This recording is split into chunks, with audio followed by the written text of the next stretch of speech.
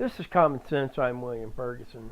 And let's do a comparison between liberals and conservatives. Now, liberals, they are liberal with everything. With their lives, with their money, with their bodies, with just everything. And they feel as though morals are whatever they say it is. If abortion can be done, then it's moral. Yeah, that's moral. If taxing the people to an extent that businesses go out of business, people go on welfare, and things just go downhill. Liberals think that's fine. Oh, that's fine. As long as we are taking the money of the public and spending it on whatever we want. Now, as long as the public understands that all the money they make, they can spend it on whatever they want to. I mean, who cares? Who cares? Obamacare, that was a perfect example of that, because that wasn't conservative at all. Okay? Most young adults, teenagers, even into the 30s, they don't need health insurance because they're healthy. Their metabolism is good. Their ability to fight off disease is good. So why would you force someone to have insurance that doesn't need it? Because you're liberal. That's why. So if you want to vote for a liberal, okay, let's look at San Francisco. And if you have seen anything recently on a conservative news outlet about San Francisco, downtown San Francisco has basically become an open homeless shelter with no bathroom facilities. Nobody's taking showers. I'm sure that there are going to be some diseases that pop up from this, and it's just nasty right now. I've seen some of the pictures: garbage, trash, hypodermic needles, drug addicts, feces, urine. Everything is just all over the place, and it's because, in my opinion, when the tax break money kicked in, the state of California decided, oh no, you can't have a tax break. We are going to take that money. And they did. And that's what they get. They get people that are homeless living literally in a toilet. Literally. And the city of San Francisco is having to pay millions of dollars to clean up the feces in the streets. Because they're liberal. Their liberal ideas say, hey, the money is ours. It was ours in the first place. So we're going to take it. No, it's not. It belongs to the public. To each individual that works and earns their money, it belongs to them. Now, taxing the public is a must because it takes care of the fire department, the police department, ambulances, roads, airports. There's a lot of stuff that it takes care of in your city. So taxes are pretty much a must-have. Now, in a lot of cities, well, not a lot, but a lot of cities, there are liberal mayors, and in some states there are liberal governors. And in these liberal states with liberal cities, they're destroying their own societies by taking taxes when taxes don't need to be taken. And there is an amendment in the Bill of Rights that says there will be no taxation without representation. Okay, so technically by the law, unless they can show a viable reason to be taxing extra tax than what they need for roads, schools, fire department, police department, what have you, then they are breaking the law of taxation without representation. So these liberal cities and states, they're destroying themselves. And these liberals, mostly are Democrats, are wondering why they lost the 2016 election. Well, one, Hillary Clinton's a criminal. Two, she had no policies. Absolutely no policies. The only thing that the Democrats have is we hate Donald Trump. We hate Republicans. We hate you if you're conservative. We want to just have money, money, money and throw it around. Nancy Pelosi is worth tens of millions of dollars. So how would she know what it's like to be working class, living from paycheck to paycheck, trying to pay off the mortgage, the car insurance, the upkeep on the car, raising the children, health insurance, everything, all of that. How does she know? She doesn't, because she's rich.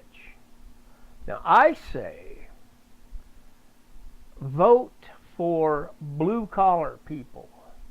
People that, and in my best idea of a blue-collar worker to be elected into a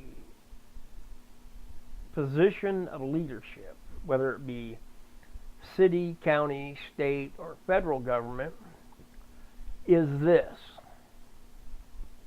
a man, no convictions, that works. And he doesn't have to make that much money as long as he works. He has been married to one wife. That shows loyalty. He has been loyal to his wife. He has raised children to the point of college, which shows he has been financially responsible enough to send his children to college. He can afford it. And he is able, with these people in his family, to not control, but to be the leader of people. So with those qualifications, I believe you'd have a good senator or representative. I think. Okay? Because we're going to look at the conservative side now. On the conservative side, like I just said, a man with a wife and his children, he was conservative with his lifestyle, his socialization, his body, his money. He has a budget and he lives by it. He has one wife. He doesn't go running around having sex with every woman he can find. His children are disciplined, and they have a father, which a lot of kids don't have. So, that being said, the conservative ways don't go throwing money around. A conservative will look and say, okay, I have this as a need and I have this as a want. The conservative will say, I need to take care of my needs first. Then, if there is enough left, I can take care of my wants. Because needs always are more important than wants. Because if you need food, but then you go and you buy the beer that you want, you don't have the food to eat. And you become malnourished. Okay? So, if we have conservatives in positions of leadership, they will show that you don't go spending money on everything and anything. Special interest groups are meaningless. Okay? And they are. And there shouldn't be special interest. Okay? The needs are roads, airports, anything transportation, schools. Schools are very important. And in schools, if we had conservative teachers, they wouldn't go teaching the children liberal ways. I'll go ahead and have sex with anybody you want. We'll even show you how to put a condom on when you're 10 or 12 years old. You need to know it. No, you don't. You need to know self-control. Conservatism. But the liberals hate that. Well, if you take away sex, then what fun is it? Get married to one wife, have all the sex you want. Yeah, but then you're tied to some woman that you may not want to be with.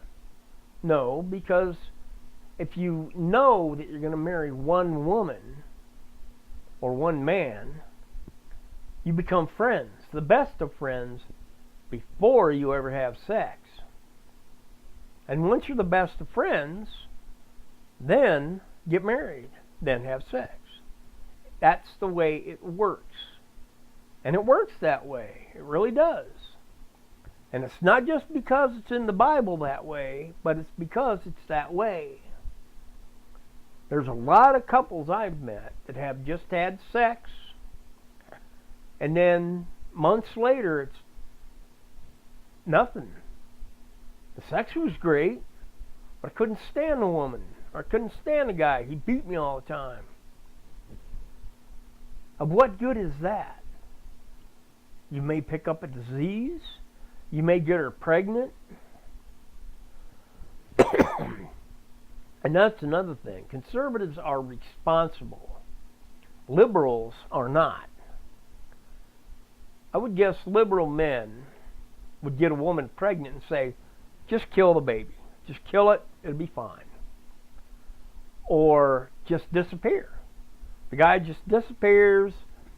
No help raising the kid. No nothing. Liberal.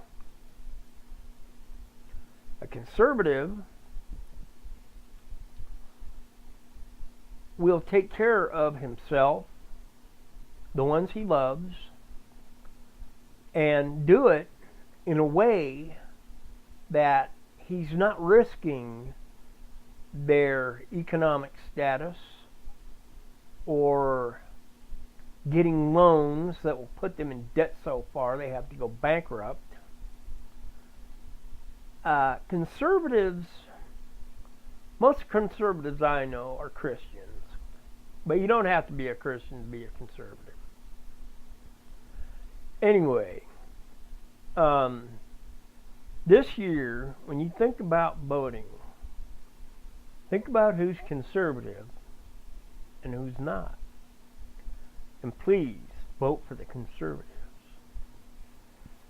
Well, that's all I got for now. Please pray for the leadership of this country, that they will stand firm in their morals and their integrity. And pray for those who have lost loved ones.